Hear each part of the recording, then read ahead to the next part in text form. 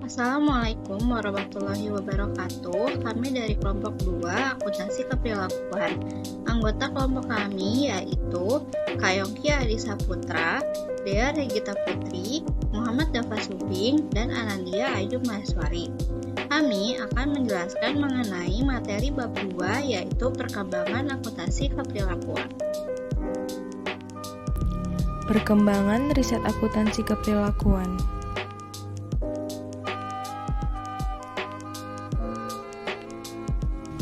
Perkembangan riset akuntansi keperilakuan.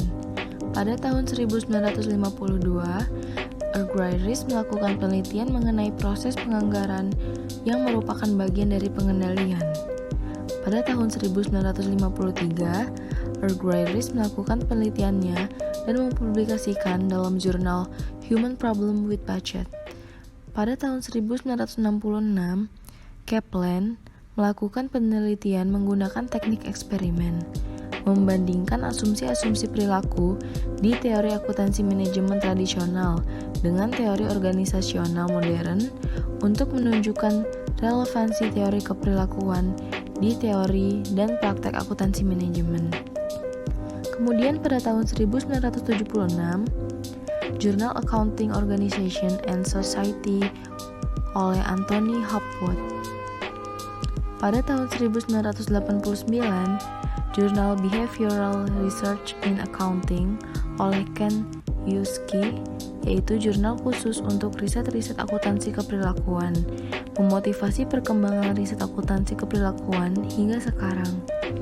Pada tahun 1998, diterbitkan jurnal Advance in Accounting Behavioral Research oleh James Hunton yang menerbitkan artikel-artikel penelitian akuntansi yang dipengaruhi oleh disiplin ilmu psikologi terapan, sosiologi, ilmu ekonomi, dan ilmu manajemen.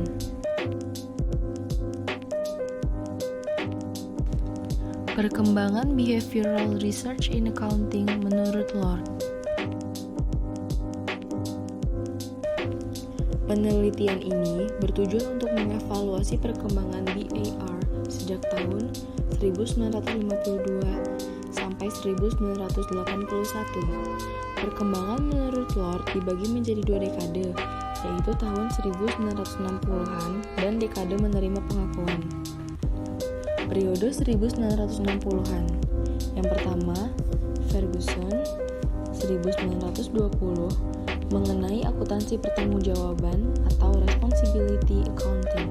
Yang kedua, Dan 1931 mengenai pengaruh budget terhadap sikap dan kinerja karyawan. Yang ketiga, Argyris 1952 mengenai pengaruh budget terhadap pengambilan keputusan. Penelitian ini dianggap sebagai pointer yang menyelidiki dampak informasi akuntansi terhadap motivasi dan sikap individual secara empiris. Periode BAR menerima pengakuan. Yang pertama, akuntansi dalam konteks organisasi, yaitu peran sistem akuntansi perusahaan sebagai motivasi. Selanjutnya, peran data akuntansi dalam evaluasi kinerja. Yang kedua, penganggaran atau budgeting, yaitu pengaruh anggaran terhadap karyawan dan partisipasi anggaran dan kinerja atasan. Yang ketiga, pemrosesan informasi manusia atau Human Information Processing, yaitu analisis judgement pakan, pola pembelajaran pendekatan keputusan dan nilai informasi, judgement di bawah ketidakpastian, heuristik dan bias-bias, studi eksperimen dan judgement pengendalian intern, riset akuntansi. Yang keempat, teori kontingensi, yaitu teori kontingensi akuntansi manajemen, kerangka kontingensi riset sistem akuntansi manajemen. Perkembangan BAR menurut Binberg dan Hills tahun 1989.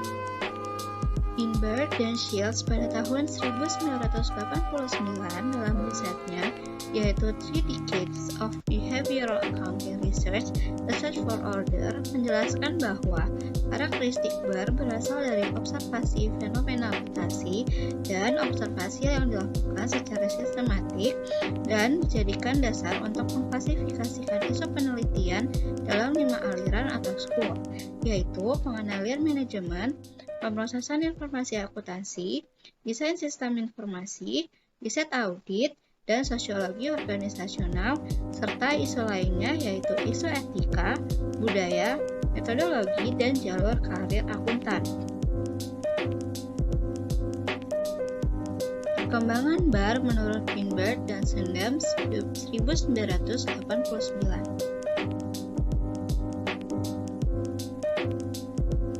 Penelitian Bursler dan Sundem menjelaskan mengenai evolusi perkembangan BAR dari perspektif peneliti non-keperlakuan. Pada mulanya, BAR tidak dilandasi oleh teori yang jelas, hanya sekadar hubungan statistik. Perkembangan selanjutnya mulai mengaplikasi teori-teori dan model-model keperilakuan untuk tes akuntansi.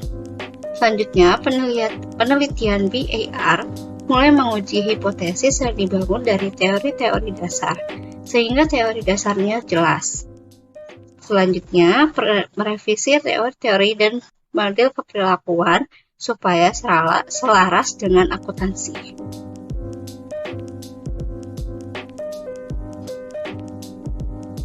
Penelitian Bursler dan Sundem mendefinisikan riset akuntansi dari perspektif informasi akuntansi sebagai komoditi ekonomi.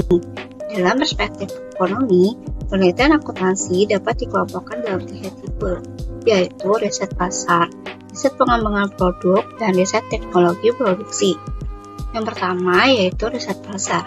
Terdapat 4 tipe riset pasar, yaitu model of demand, yaitu riset pasar yang dipicu dari kebutuhan. Yang kedua, eksperimen laboratori, yaitu penelitian yang menggunakan informasi sebagai variabel eksperimental yang dimanipulasi. Yang ketiga, observasi agregat, yaitu peneliti sering memiliki konsekuensi keputusan secara agregat, sehingga mereka dapat menetapkan informasi yang diperlukan. Yang terakhir yaitu analitis, yaitu penelitian yang dilakukan dengan membuat asumsi karakteristik keperilakuan dan membuat model permintaan informasi berdasarkan asumsi tersebut.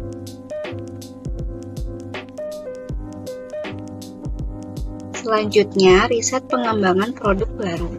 Penelitian ini dapat digunakan untuk mengeksplorasi cara-cara baru dalam pengukuran, pentransformasian, atau pelaporan data.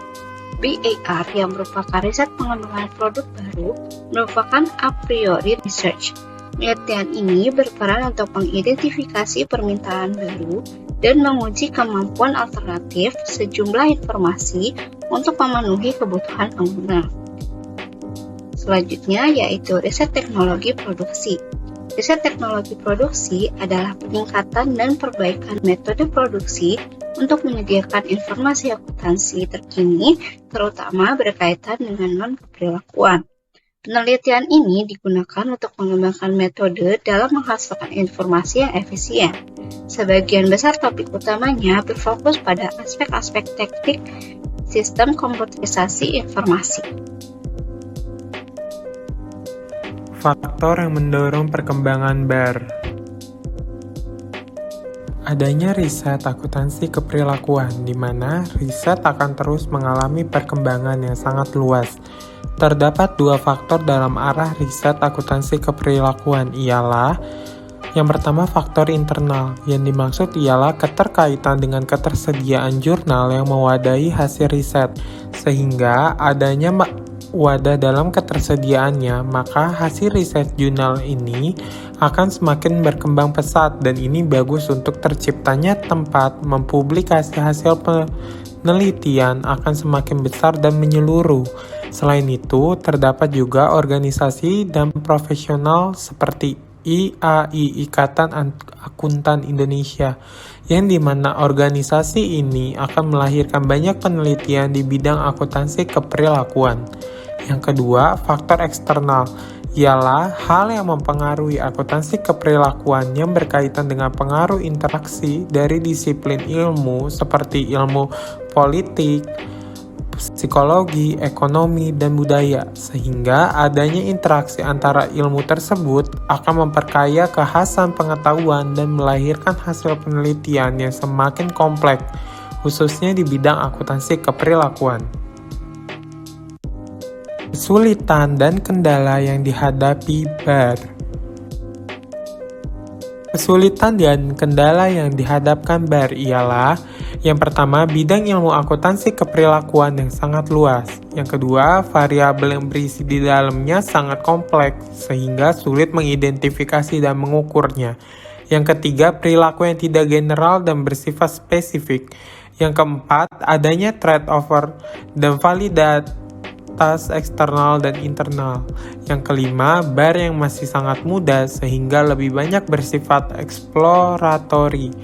Yang keenam, sistem pengendalian akademik dan merupakan proyek riset pendek.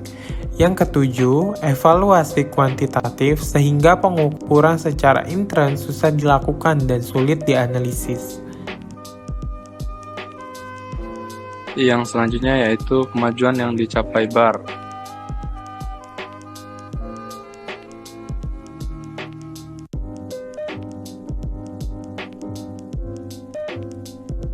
Nah, kemajuan dan perkembangan BAR dalam 20 tahun terakhir yang dikaji oleh Burghalter dan Sanden pada tahun 1989. Yang pertama, kemajuan di pengujian teori-teorinya.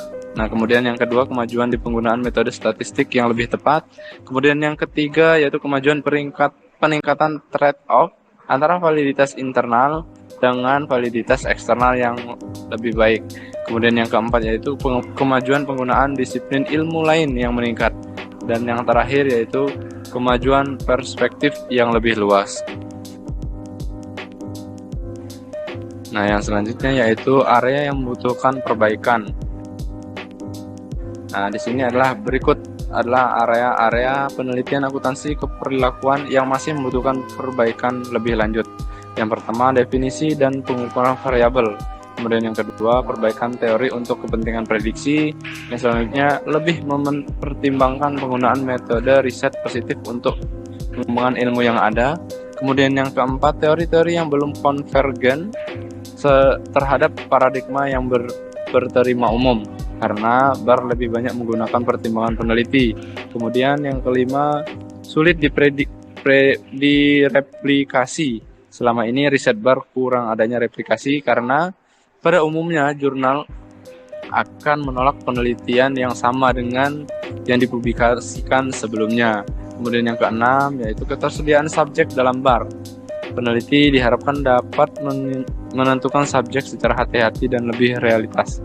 Kemudian yang terakhir adalah pengakuan perbedaan keunggulan akuntan.